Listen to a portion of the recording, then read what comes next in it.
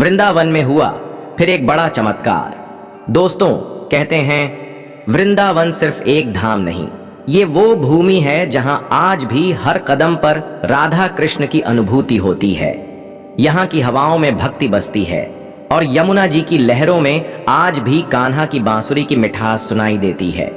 Video शुरू करने से पहले सभी भक्त कमेंट में जरूर लिखें राधे राधे, जय श्री राधे कृष्ण।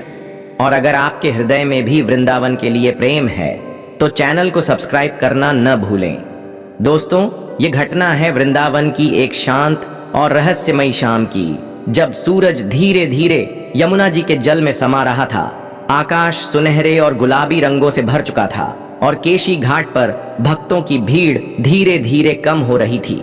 उसी समय महाराज जी अपने कुछ शिष्यों के साथ यमुना जी के किनारे बैठे थे। महाराज जी की आंखें बंद थीं, हाथों में तुलसी की माला थी और उनके होठों पर धीमे धीमे राधे राधे का जाप चल रहा था।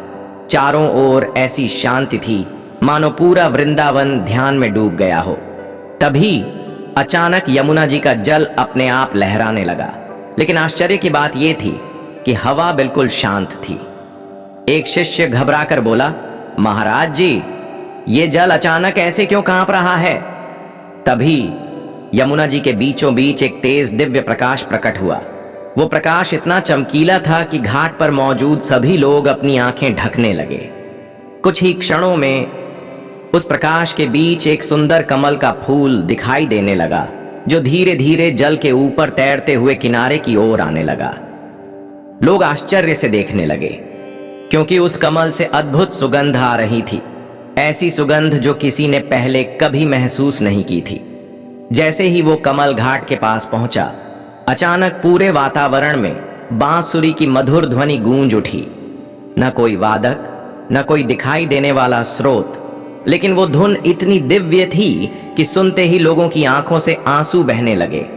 एक वृद्ध भक्त कांपती आवाज में बोले, आज आज स्वयं ठाकुर जी वृंदावन में अपनी उपस्थिति का संकेत दे रहे हैं। तभी महाराज जी ने धीरे धीरे आंखें खोली। उनके चेहरे पर अद्भुत तेज था।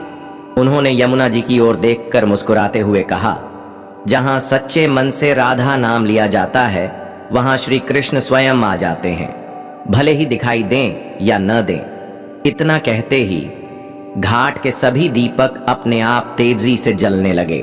पेड़ों की डालियां हवा के बिना ही झूमने लगीं और यमुना जी की लहरें मानो किसी अदृश्य संगीत पर नृत्य करने लगीं। तभी अचानक आकाश से हल्की हल्की गुलाब की पंखुड़ियां गिरने लगीं। लोग ऊपर देखने लगे, लेकिन वहां कोई नहीं था। एक छोटा बच्चा रोते हुए बोला, मां, मुझे ऐसा लग रहा है जैसे कोई मेरे सिर पर हाथ फेर रहा हो। यह सुनकर वहां मौजूद हर भक्त भाव विभोर हो गया।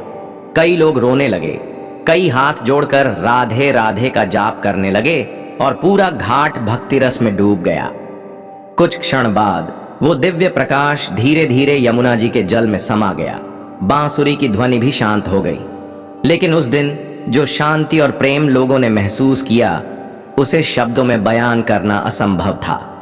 दोस्तों, कहते हैं उस घटना के बाद से जो भी भक्त शाम के समय उस घाट पर बैठकर सच्चे मन से राधे राधे का जाप करता है, उसे भीतर से एक अलग ही आनंद महसूस होता है।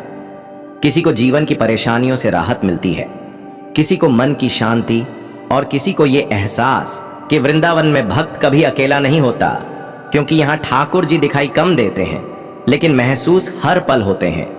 अगर ये दिव्य कथा आपके हृदय को छू गई हो तो वीडियो को लाइक करें, भक्तों तक शेयर करें और चैनल को सब्सक्राइब करना न भूलें। जय श्री राधे कृष्ण, जय जय श्री बांके बिहारी लाल।